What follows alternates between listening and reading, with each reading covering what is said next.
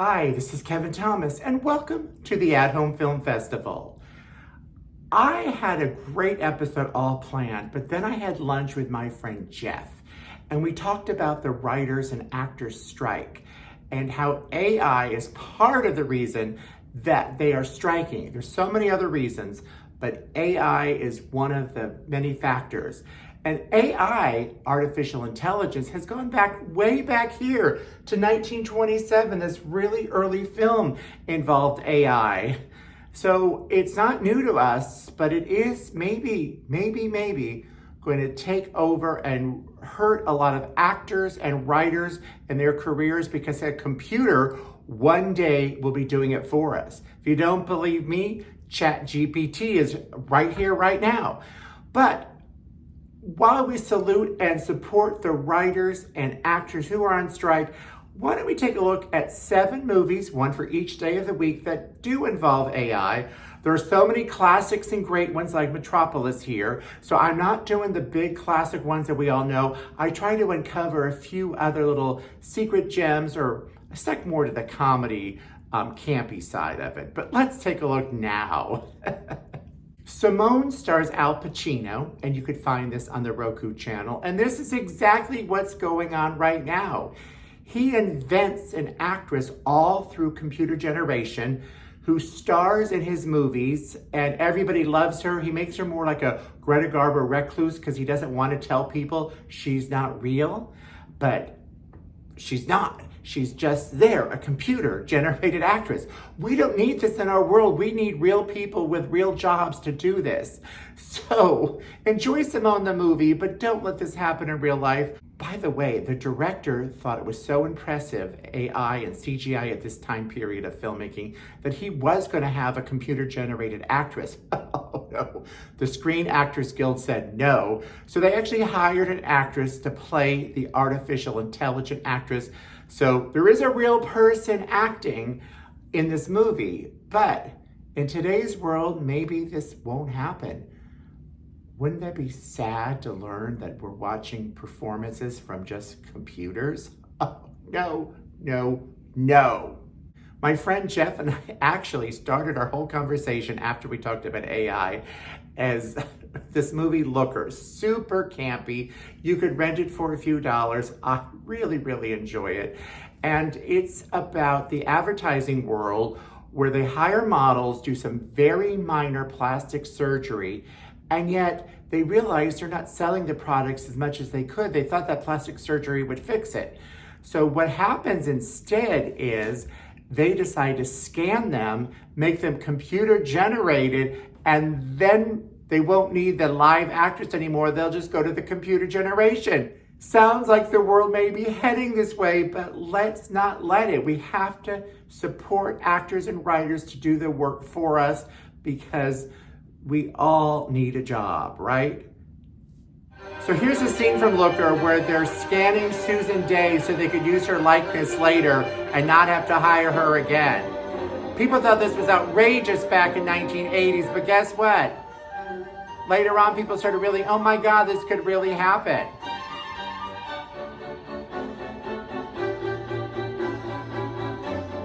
Here's the scene from Looker where it all goes haywire because people figure out they're not real, but here's a little mixture of real people and AI.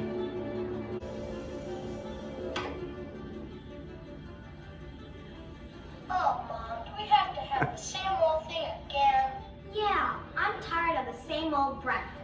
They're right, dear. How about something different? Oops. We've all probably seen Megan, which is on Amazon Prime now. I don't know if it's still on Peacock, but this is about an inventor who makes a life-size doll to entertain young women and help them through emotional turmoil. Well, there's kinks to be worked out, so maybe we shouldn't be so embracing of AI because Megan runs havoc in this family. Ooh, girl. So this is actually a super fun movie. I really enjoyed it, but it does show how we could rely on technology instead of people to make things happen. Although there was an actress playing the part and she does wear a mask, there still gives hints that this could be our future. And I believe that children are our future. Teach them well and let them lead the way. Oh wait, that's a song, nothing to do with AI. Shut up, Kevin! Another movie that I just love to feature is, I've talked about this before, is Surrogates with Bruce Willis. You could rent it for a few dollars here and there. So this is a world where we are sitting at home looking at our life through a screen, and we have a more beautiful version of ourselves out there living life. We could take risks in this future world because it doesn't matter like what happens to us, because we are safe at home watching life through a screen and feeling and experiencing it while we're still beautiful on the outside in this other world. Oops, I think the power went out. Look at what happened to all those beautiful people. Woo, woo, woo, woo, woo. A great place for AI movies this month is the Criterion Channel. They have so many selections. In fact, I think the next 3 are all from there. This is a super fun one with Anne Magnuson.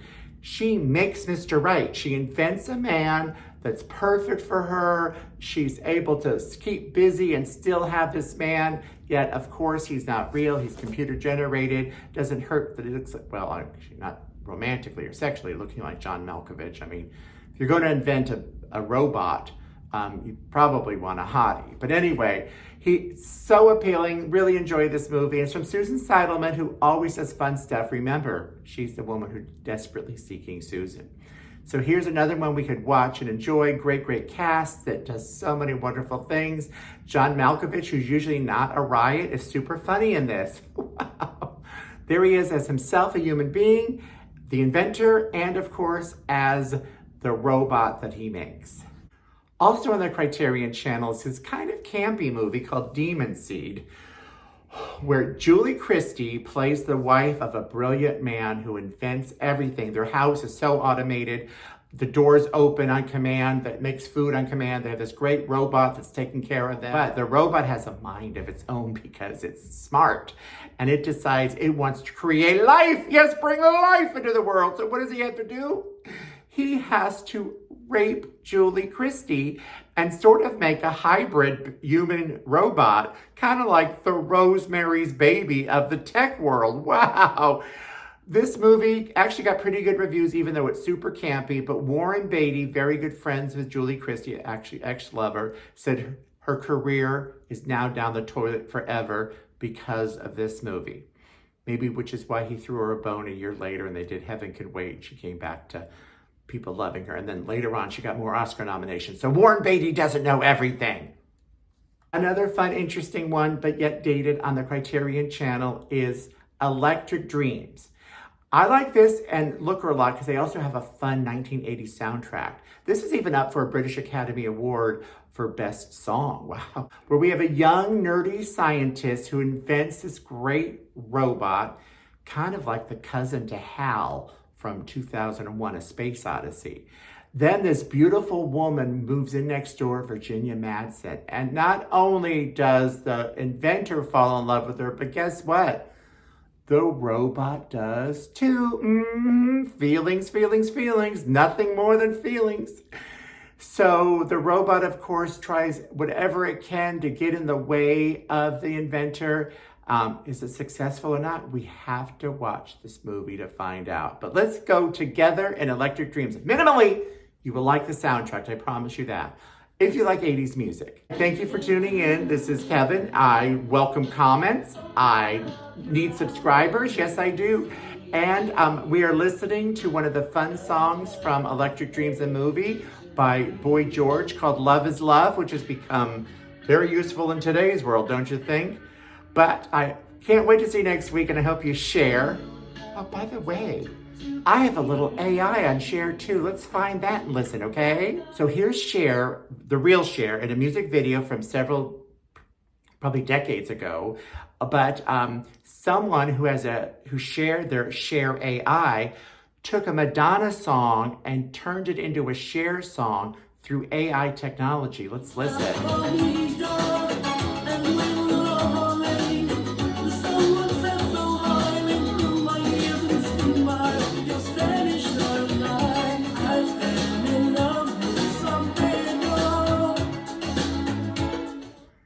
So that is Cher, but that's not Cher singing. It's AI, damn it!